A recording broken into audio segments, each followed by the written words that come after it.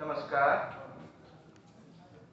मंच पर उपस्थित शुभनीत जी, बागड़े जी, संचालन कर रहे भाई विंध्याचल जी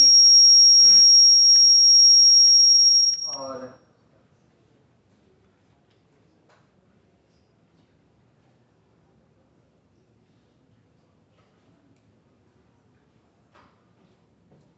सामने आदरणीय शंभुनाथ जी बैठे हैं, अवधेश प्रधान जी हैं, परांजपे मैडम हैं, नवराज पांडे जी हैं, मनोज जी हैं, इतिहास की विशेषज्ञ प्रियंका जी हैं, मीनाक्षी जी हैं, मेरे मित्र समीर पाठक बैठे हैं। इस संगोष्ठी के नियामक केंद्र में आशीष त्रिपाठी जी हैं और आप सबको संबोधित कर रहा हूँ। केवल एक सफाई देनी है जो मेरी ओर से नहीं है, आयोजकों की ओर से होनी चाहिए थी। जिस विषय पर मुझे अभी बात करनी है उसमें स्त्री पक्ष नहीं रहेगा। वह लगभग प्राच्यवाद और हिंदी नवजागरण या जातीय नवजागरण के बीच के अंतः संबंध पर कुछ अपनी बातें मैं रखूंगा।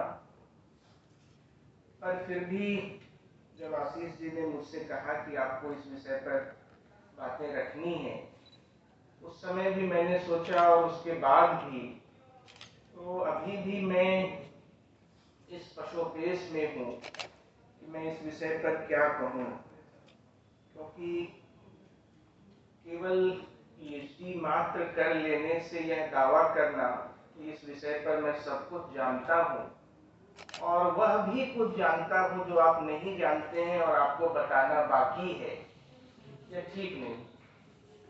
पर इतना तो है ही कि जब से इस विषय पर काम किया तो दिल है उसी के पास है, सांसें उसी के पास, देखा उसे तो रह गई आंखें उसी के पास। तो कुछ न कुछ तो देखा है, देखता रहा हूँ, इन सब लोगों के कामकाज से परिचय है मेरा। तो बहुत समय न लेते हुए सीधे अपनी बात पर आता हूँ। केवल दो बातें मुझे कहनी है और यदि वो तीन हो जाए तो उसे आप बाई प्रोडक्ट मान लेंगे।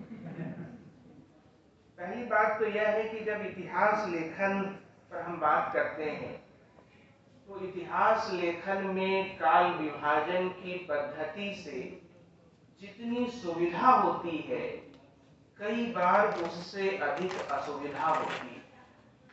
ऐसी ही एक असुविधा हिंदी साहित्य में आधुनिक काल के आरंभ को लेकर, जिसे हम आधुनिक काल कहते हैं, उसे रामचंद्र शुक्ल जी ने गद्य काल कहा है और लगभग उसी समय से हिंदी नवजागरण का आरंभ भी माना गया है। पर इन तीनों में ही यह बात कहीं न कहीं छूट जाती है कि आधुनिक होना आधुनिकीकरण की प्रक्रिया का फल होगा। तो वह आधुनिकीकरण की प्रक्रिया कब शुरू हुई? यदि हम सीधे 1850-1857 से हिंदी साहित्य का आधुनिक काल मान लें तो उस पूरी प्रक्रिया को कहाँ ले जाएंगे, क्योंकि उसके पहले का समय तो रीतिकाल है। कहाँ ढूंढेंगे आप उस प्रक्रिया को, क्योंकि वह ओझल रहा है, उसकी ओर हमने ठीक से ध्यान नहीं दिया है। बहुत सारे ऐसे कारण हैं जिन कारणों के कारण हमारा ध्यान उधर नहीं गया है, पर अभी मैं उन कारणों की चर्चा नहीं करूंगा। केवल एक उदाहरण के साथ आपको इस विषय से जोड़ना चाहता हूं और जो भक्ति काल से भी जुड़ता है और इस नवजागरण काल से।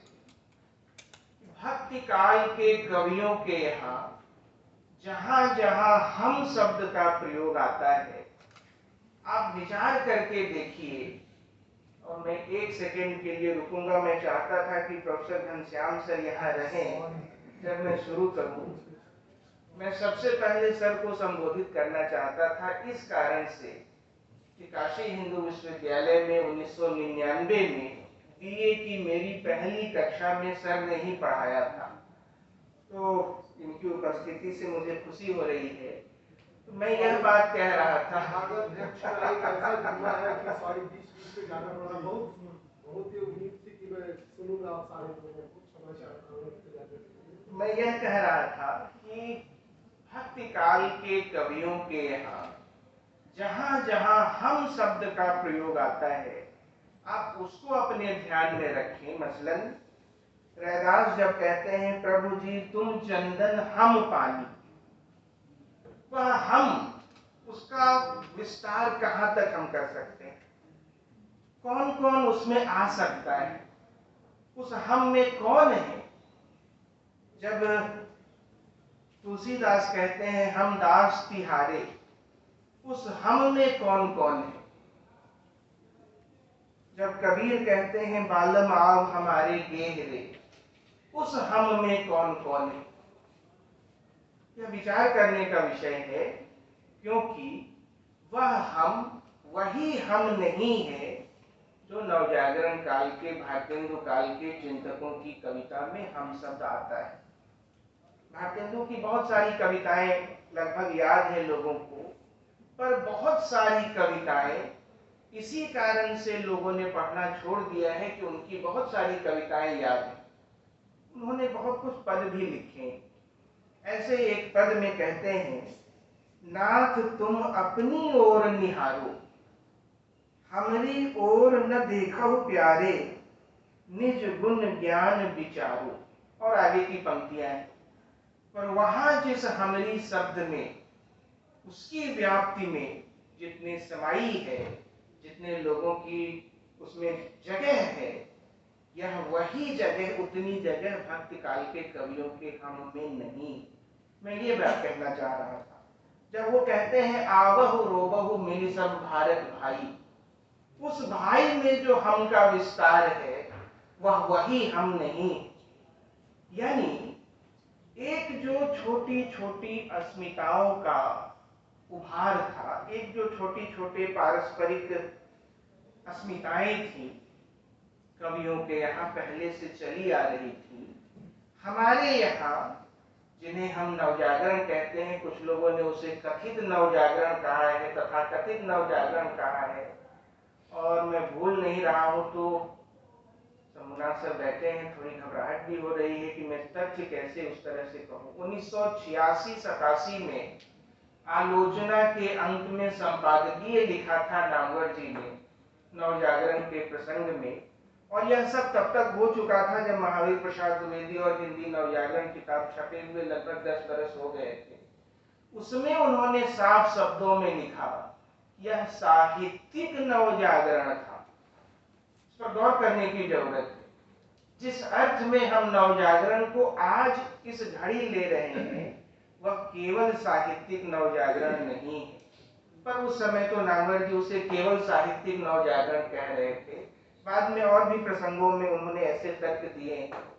पर यह जो भक्ति काल के कवियों का हम है, उस हम शब्द को, उस हम शब्द की पारस्परिक अस्मिताओं को लगभग छोड़ते हुए नवजागरण काल के, आधुनिक काल के कवियों, चिंतकों ने उसे एक बड़े विस्तृत अर्थ में, राष्ट्र के, लगभग राष्ट्र के अर्थ में प्रयुक्त किया है, जिसकी एक फलश्रुति हम भारत भारती में पाते हैं। हम कौन थे, क्या हो गए हैं और क्या होंगे अभी। वहां वह जो हम का प्रयोग है, वह ठीक उसी अर्थ में है जिस अर्थ में नवजागरण के अग्रदूतों ने प्रयोग किया है। इसलिए आप पाएंगे कि भारत शब्द का बहुत अधिक प्रयोग हुआ है। सारे हिंदी नवजागरण के अग्रदूतों ने इस शब्द का प्रयोग किया है, अपनी रचनाओं के शीर्षक भारत शब्द से जोड़ते हुए रखे हैं, कविताएं लिखी हैं, चिंता व्यक्त की है। यह जो भारत की पहचान थी इन लोगों के मन में, एक यह जो भारत उभर कर आया था इनकी समझ में, वह कहां से आया था? यदि वह पहले के कवियों के यहाँ नहीं था तो आया कहां से? इस समस्या को जब हम एड्रेस करते हैं, जब विचार करते हैं, तब हमें फिर से उस समस्या की ओर लौटना पड़ता है कि वह आधुनिकीकरण की प्रक्रिया कब प्रारंभ हुई, जिसका फल ऐसे इतिहासकार हुए हैं, मसलन लक्ष्मी सागर वार्ष्णेय का इतिहास यदि आप देखें तो उन्होंने 1800 ईस्वी से लेकर 1850 ईस्वी तक के समय को कोई और नाम उपयुक्त न पाकर केवल ब्रिटिश काल कहा है।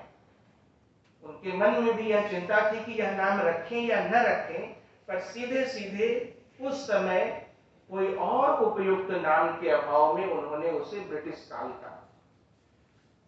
लक्ष्मी सागर वार्ष्णेय ऐसे व्यक्ति हैं जिन्होंने बहुत लंबे समय तक फोर्ट विलियम कॉलेज और उससे जुड़े हुए दस्तावेजों का अध्ययन किया, उससे जुड़े हुए विद्वानों की किताबों का अध्ययन किया, उसके संस्करण तैयार किए। इसलिए वह जानते थे कि यह एक समस्या है जिसका समाधान करना जरूरी है।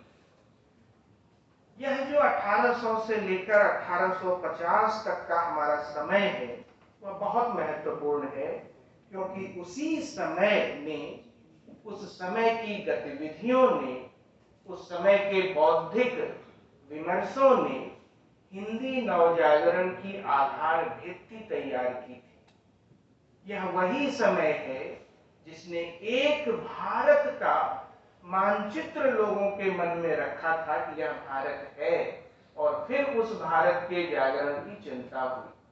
पर उस जागरण से भी पहले जब नवजागरण संबंधी चिंताएं व्यक्त की गई, पुस्तकें लिखी गई, निद्रा की चर्चा हुई है साहित्य में, मोह निद्रा, एमनेसिया जिसे कहते हैं अंग्रेजी में। यह पुरानी बात है, जागरण पर तो बाद में लोग आए हैं, लेकिन एक उदाहरण जैसे मेरे पास है, नवंबर 1931 के विशाल भारत में हजारी प्रसाद द्विवेदी का एक निबंध छपा है, बंगाल की एशियाटिक सोसाइटी और हिंदी, यह शीर्षक है उसका। उसमें लिखते हैं हजारी प्रसाद द्विवेदी 1931, ये दोनों बातें याद रखिएगा, तब तक उनका इतिहास नहीं आया था।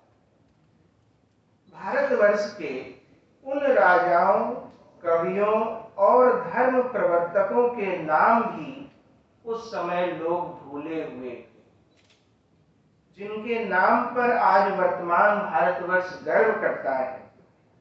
उस समय कर्मकांड की विधियों तक ही वेद का अध्ययन सीमित था। सिद्धांत कौमुदी और शेखर या महाभाष्य तक ही संस्कृत की सीमा थी। अवच्छेद का विच्छिन्न के जटिल जाल में दर्शन शास्त्र उलझा हुआ था। पुराणों की कथाओं तक इतिहास की दौड़ थी। एक मोह निद्रा सी छाई हुई थी। ये हजारी प्रसाद द्विवेदी के शब्द हैं 1931 में। यह वही मोह निद्रा है जिसके जागरण का उद्घोष हम सब नवजागरण संबंधी विमर्श के अंतर्गत करते रहे। अब यह जो लगभग 50-60 वर्षों का समय है, 1800 से मोटे तौर पर 1850 का कालखंड है, इसमें एक बड़ी संस्था तो है, बहुत काम हुआ है, इसको दोहराव ही समझिएगा, फोर्ट विलियम कॉलेज। कई तरह से उस कॉलेज की गतिविधियों पर, उस कॉलेज की कहें कि मंशा पर, उस कॉलेज की उपलब्धियों पर चर्चा हो चुकी है। देश विदेश में विभिन्न भाषाओं में पर्याप्त निष्कर्ष निकाले जा चुके हैं। फिर भी पिछले दिनों जब वसुधा डालमिया की किताब आती है भारतेंदु हरिश्चंद्र पर, उसकी भूमिका में साफ शब्दों में कहती, मैं फिर कह रहा हूं कि यह सब फोर्ट विलियम कॉलेज के इर्द गिर्द जुड़े हुए विमर्श हो जाने के बावजूद वसुधा डालमिया जो खुद लंदन में है, वह लिखती है, a balanced critical reappraisal of the orientalist endeavor still awaits the enterprise of future scholars। कमी तो है उनकी नजर में, अब तक जो ओझल रहा है उसकी चिंता उनके मन में भी। वह क्या है? क्या है जो हमसे छूट सा रहा है, क्या है जिसकी ओर हमने ध्यान तो दिया है पर कुछ अलग ढंग से ध्यान दिया है, कुछ और लोगों के कहे हुए को आरोपित करते हुए वहां तक पहुंचे। कुछ और लोग वही हैं जिन्होंने दुनिया भर में प्राच्यवाद के समर्थक, प्राच्यवाद की अवधारणा के पोषक होने का दावा कर रखा है। हम उनकी सिद्धांतों, उनकी मान्यताओं को ओढ़ करके इन संस्थाओं तक पहुंचे, इसलिए हमारी मान्यताएं भी लगभग संदिग्ध ही होती। 1800 ईस्वी में यह जो फोर्ट विलियम कॉलेज स्थापित किया गया, तो वेलेस्ली का उसकी एक पंक्ति है, द कॉलेज मस्ट स्टैंड और द एम्पायर मस्ट फॉल। शब्द थोड़े इधर उधर हो सकते हैं, मुझे ठीक याद नहीं। यानी यह कॉलेज तो बनना ही चाहिए, यदि यह नहीं बनेगा तो हमारा साम्राज्य बिखर जाएगा, वह नहीं बचेगा। आखिर क्या चिंता थी वेलेस्ली के मन में? 1800 ईस्वी में आधुनिक ज्ञान विज्ञान की शिक्षा के प्रतीक फोर्ट विलियम कॉलेज की स्थापना हुई और इसी समय से आधुनिक खड़ी बोली गद्य का क्रमबद्ध इतिहास भी आरंभ होता है। रामचंद्र शुक्ल के हिंदी साहित्य के इतिहास को यदि ध्यान से आप देखें तो गद्य काल का आरंभ जहां से वह करते हैं, उसमें ये सारे प्रसंग उस पर विस्तार से उन्होंने लिखा है। तो आधुनिक खड़ी बोली गद्य का क्रमबद्ध इतिहास फोर्ट विलियम कॉलेज के साथ प्रारंभ होता है और हिंदी गद्य हिंदी साहित्य में आधुनिकता का प्रतीक बनकर आया। कैसे आया इससे हम परिचित हैं, पर केवल गद्य नहीं, भाषा, कोश, व्याकरण, गद्य को छापने की जो टाइप तैयार होती थी, उस टाइप पर बड़ा काम किया कॉलेज ने। और विराम चिन्हों को लेकर आप पाएंगे कि फोर्ट विलियम कॉलेज के बाद की पुस्तकों में जो आलेख छपे हैं पत्रिकाओं में, उनको मिलाइए और फोर्ट विलियम कॉलेज से पहले की छपी हुई रचनाओं को आप मिलाइए, तो आपको पता चलेगा कि कितना बड़ा अंतर उपस्थित किया केवल विराम चिन्हों के प्रसंग में फोर्ट विलियम कॉलेज ने। एक फोर्ट विलियम कॉलेज में 30 वर्ष तक पढ़ाया तारिणी चरण मित्र ने। उनका नाम हम नहीं लेते, पर तारिणी चरण मित्र ने वहां विलियम प्राइस के कहने से या उनके सहयोग से एक सिलेक्शन तैयार किया, हिंदी एंड हिंदुस्तानी सिलेक्शंस नाम से। पहली बार एक स्पष्ट अर्थ में हिंदुस्तानी शब्द का प्रयोग वहीं हुआ है और वहीं से उस स्पष्ट धारणा को लेकर गिलक्रिस्ट ने the grand popular speech of Hindustan की अपनी धारणा रखी। पर यह दिया हुआ शब्द तारिणी चरण मित्र का है। उन्होंने जो संकलन तैयार किया, उस संकलन में आश्चर्य होता है कि खड़ी बोली के भी कविताएं। अयोध्या प्रसाद खत्री का हम नाम लेते हैं कि उन्होंने घूम घूम करके खड़ी बोली कविताएं संकलित की और उदाहरण सामने रखा। यह बताया, वकील तो थे ही, यह वकालत की कि खड़ी बोली में भी कविता लिखी जा सकती है, यह उतनी खड़खड़ भाषा नहीं। यही उनका उद्देश्य था। पर तारिणी चरण मित्र के उस सिलेक्शन में भी खड़ी बोली की कविताएं हैं। राजा राममोहन राय और सती प्रथा के प्रसंग को दोहराते हैं हम। 1829 का मसला है वह, पर उसी फोर्ट विलियम कॉलेज में 29 मार्च 1803 को एक डिबेट में विलियम चैपलिन ने क्या कहा, हिंदी में कहा। डरते डरते उस आदमी ने अपनी हिंदी में, टूटी फूटी हिंदी में जो कहा है, वो 3-4 पंक्ति मैं आपको सुनाता हूं।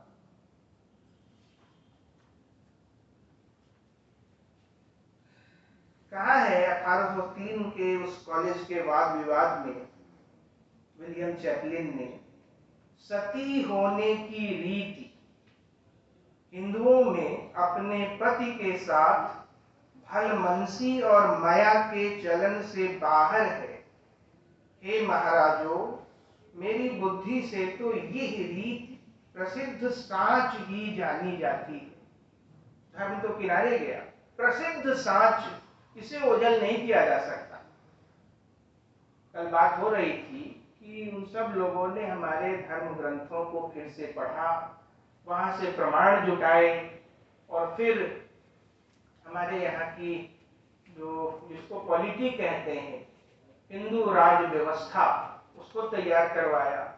पर यह आदमी तो ठीक ठीक कह रहा है कि यह तो एक प्रसिद्ध लोक रीति है, प्रसिद्ध साच ही जानी जाती है, और यह भी निश्चय कर जाता हूं।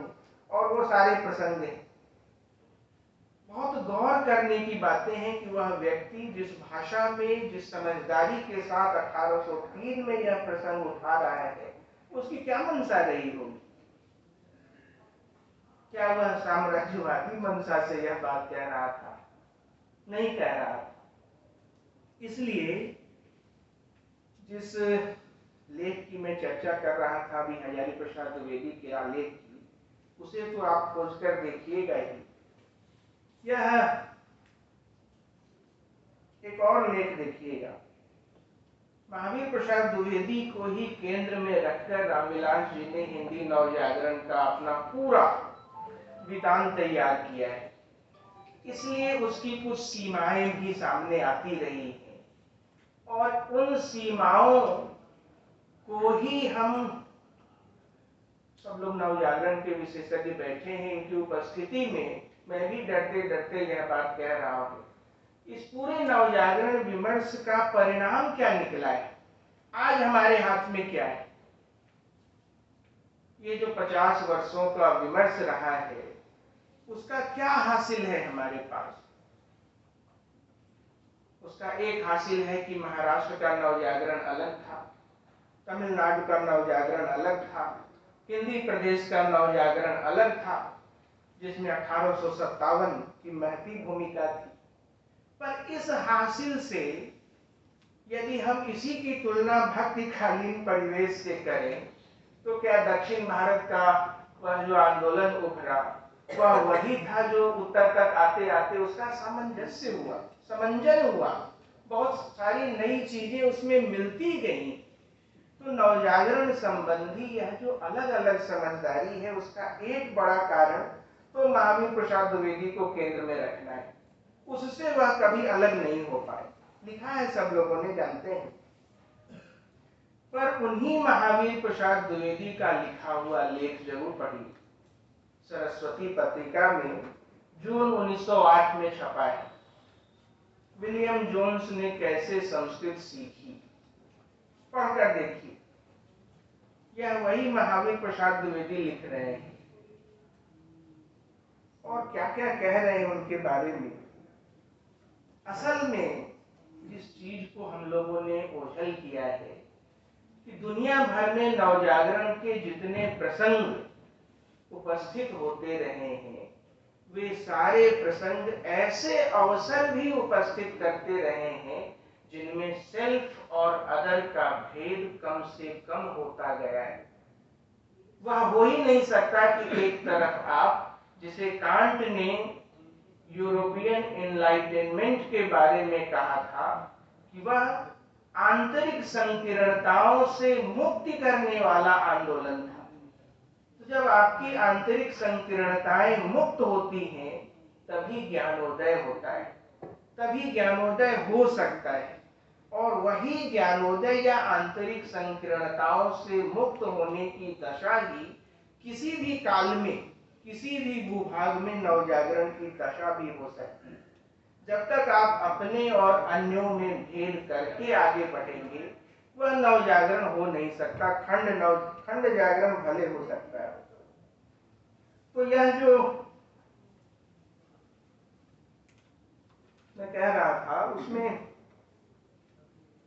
एक उदाहरण बहुत जबरदस्त, और वो भी सब लोग जानते हैं, केवल उस तरह से नहीं जानते होंगे जिस तरह से मैं बता सकता हूं।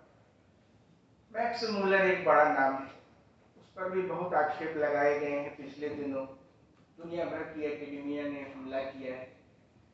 पर मैक्स मुलर कैसे बना मैक्स मुलर? पेरिस में उनकी मुलाकात हुई रविंद्रनाथ ठाकुर के दादा द्वारकानाथ टैगोर से, और द्वारकानाथ टैगोर ने उनसे क्या कहा, वहां उनको एक गुरुजी भी मिले, गुरनफ साहब, आइजिन गुरनफ। पर जब द्वारकानाथ जी से उनकी मुलाकात हुई तो उन्होंने मैक्स मुलर से कहा कि आपको उसी तरीके से हमारा संगीत समझने की कोशिश करनी चाहिए जिस तरह हम आपका संगीत समझने की कोशिश करते हैं। आप पाएंगे कि वहां भी उसी तरह सुर और ताल का समन्वय मौजूद है जिस प्रकार की आपके संगीत में।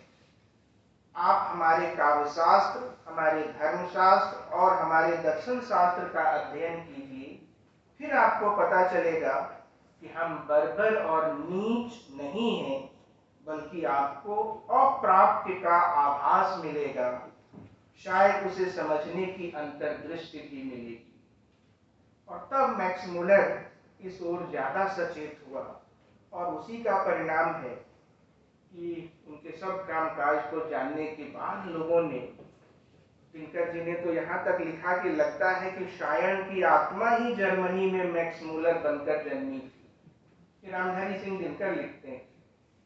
यहीं चंद्रधर शर्मा गुलेरी जी ने तो उनकी बड़ी प्रशंसा की है। और खुद मैक्स मुलर ने जो पहला खंड छपा ऋग्वेद के अनुवाद का, उसके आखिर में क्या लिखा है, समाप्ति में क्या लिखा है, अपने बारे में लिखा है, शार्मण्य देश जातेन उपशयत्र निवासिना मोक्ष मूलर भट्टेन पुस्तक मिदम शोधितम। अपना नाम कर लिया मोक्ष मूलर, जर्मनी को शार्मण्य देश, ऑक्सफोर्ड को उपशयत्र क्षेत्र, और कहा कि मैं ही हूं वह पंडित, शार्मण्य देश में उत्पन्न और ऑक्सफोर्ड में पढ़ा लिखा, जिसने यह पुराने ग्रंथ को शोधित किया है, संपादित किया है। तो जिसने अपना व्यक्तित्व इस स्तर तक परिशोधित कर लिया था उस कामकाज के बाद, क्या उसके योगदान को हम ओझल कर सकते हैं? कुल मिलाकर मैं यह कहना चाह रहा था कि जिसको, अच्छा इसका एक और भारी महत्व यह है, जिसकी ओर भी कम ध्यान दिया है, उनके उसी कामकाज को ध्यान में रखकर ये जो आर्य शब्द का प्रयोग होने लगा है, इतिहास के लोग ज्यादा बेहतर बता पाएंगे। उसके पहले इसी अर्थ में इंडो जर्मन, इंडो यूरोपियन, इस तरह के शब्द मिला मिलाकर चला करते थे। मैक्स मुलर के उस कामकाज के बाद भाषा विज्ञान के क्षेत्र में और फिर धीरे धीरे समाज विज्ञान, साहित्य और हर क्षेत्र में यह जो आर्य धारणा है, आर्य शब्द है, उसकी परिव्याप्ति दिखाई पड़ती है। एक हो जाना, हम सब एक ही हैं, यह इसके मूल में निहित था। तो यह जो 50 वर्ष का इतिहास है हमारा, उसे जाने समझे बिना, उसके अंतः संबंध को उद्घाटित किए बिना, न तो हम हिंदी साहित्य के आधुनिक काल पर ठीक से विचार कर सकते हैं। हिंदी नवजागरण के आरंभ के संक्रमण काल है ना, कालखंडों के बीच एक बड़ा कालखंड ऐसा होता है जिसमें कोई भी प्रवृत्ति मुखर नहीं होती, कुछ प्रवृत्तियां शिथिल पड़ती जा रही होती हैं और उनकी जगह कुछ नई प्रवृत्तियां आकार ले रही होती हैं। जैसे ही वह नई प्रवृत्ति मुखर हो जाती है, कालखंड बदलता है, पर इसमें एक समय लगता है। तो इसीलिए रीतिकाल के ठीक बाद आधुनिक काल मान लेना, यह एक समस्या है हिंदी साहित्य के इतिहास की।